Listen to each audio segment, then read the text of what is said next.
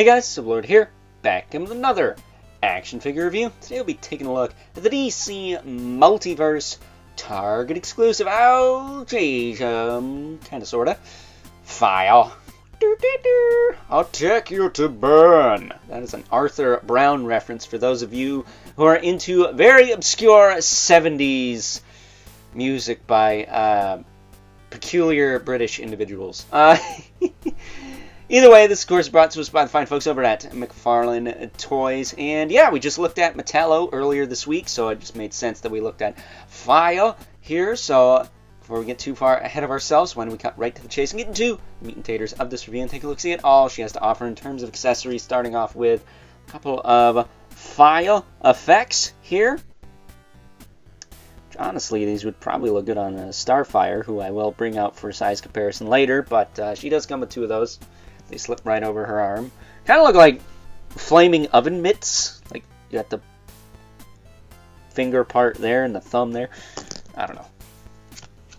And she also has a collectible trading card with a bio on the back. Long story short, since my phone is charging and that's where my reader is, Fire is a Brazilian supermodel that became a super soldier, and long story short, she got her File powers from that, and teams up with the character Ice to kick the crap out of punk arse biatches when they've been very, very naughty. So there you go. That said, I do prefer the version of Fire from Justice League Unlimited, not gonna lie. The dark green with the flamin'... I mean, really, they could have used the Starfire hair sculpt to do that. But she's got the really long hair, and then like the flamin' bikini, and the voice that rivals Sofia Vergara's. Like, sounds a lot like her, not gonna lie. But at any rate, she does also come with the hockey puck display stand racing with all McFarlane Toys releases. And here she is. She is wearing hooker boots, for lack of a better term. She's on the Catwoman Nightfall body, which is fine, but I do prefer Fire to be a little bit more naked. She does have quite the tush, though. Holy crap.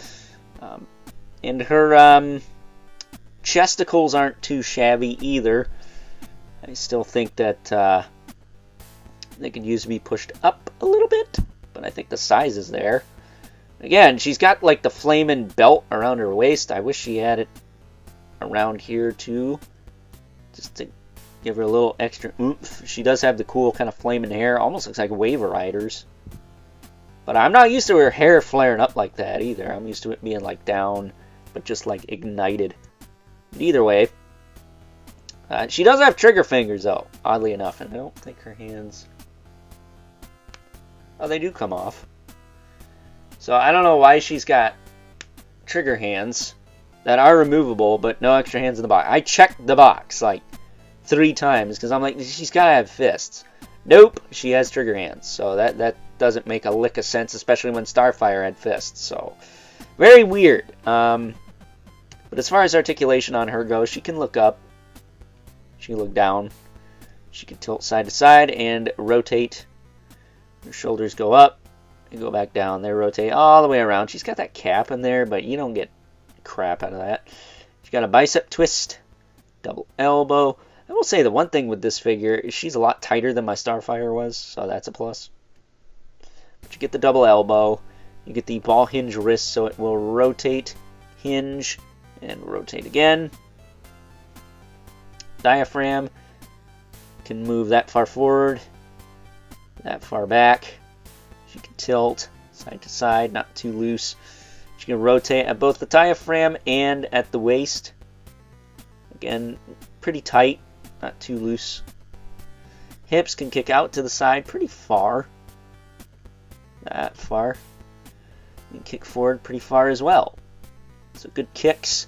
No real thigh cut to speak of, but she does have a little bit. Can't believe they didn't put one right there at that boot cut. Seems like a missed opportunity. Nice tight double knee. And then she's got a swivel in the foot with a hinge and a pivot and a toe joint, which is not too loose either.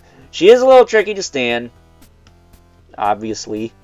those freaking heels, but it's manageable. Not for nothing, I've been in a habit of hanging a bunch of figures on the wall because I don't have shelf space, and I don't want to just stick a bunch of stuff in boxes because I'm running out of box space. So she will most likely be hanging on the wall because she does have the power of flight. So with that being said, why don't we move right along and take a look at some size comparisons.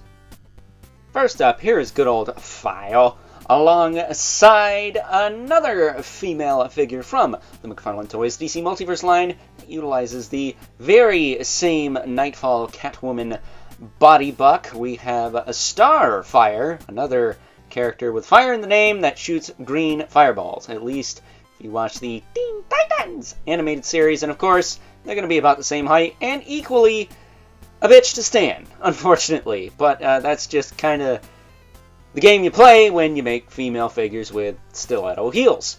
That said, we also have the other Target exclusive McFarlane Toys DC Multiverse Gold Label release, currently available, Metallo, who I think is better, mostly because it's a skeleton robot, but also because it's Metallo, and I'm super biased towards that character, one of my favorite Superman villains. Also, anyone notice the Target exclusives this time around? Both really freaking green. Like, Crypt Keeper Rotting Flesh green. It's very weird. Usually Target gets all the red figures, but I guess since Walgreens sucks and doesn't carry figures anymore, that's why they got them. I don't know. These are the questions you ask yourself when you have literally nothing else better to do. That said, why don't we bring in our two regulars, the Mythic Legion's Brother Mandibilith. I guess maybe I should have sprung for the green skeleton. What's his name? Scaphoid for this video. And we also have the infamous Living Spawn, who, as usual, if we don't count Fire's flamey hair there, towers over everyone. And has green eyes, if that matters. Also, it kind of looks like Fire's a sex doll for good old Al Simmons made out of necroplasm. So before this gets weird, why don't we cut it here and wrap things up with some final thoughts. Overall, and while she may not be the best female figure in McFarlane Toys DC Multiverse line, I don't think she is at all the worst. Yes, it's not the version of good old Fire that I prefer, and I'm a little surprised we got her over a bunch of other female characters like my Dombay Black Canary. But at the end of the day, I think the fine folks over at McFarlane Toys did an alright job at bringing us this version of Fire. Again, it's not perfect, but it's not complete garbage either. So take it for what you will. If you want her, she's available at Target because unlike some McFarlane Toys DC Multiverse figures, you can actually easily, quote-unquote, easily obtain this one. So with that being said, hope you guys enjoyed this review. Until next time, I'll catch you guys later.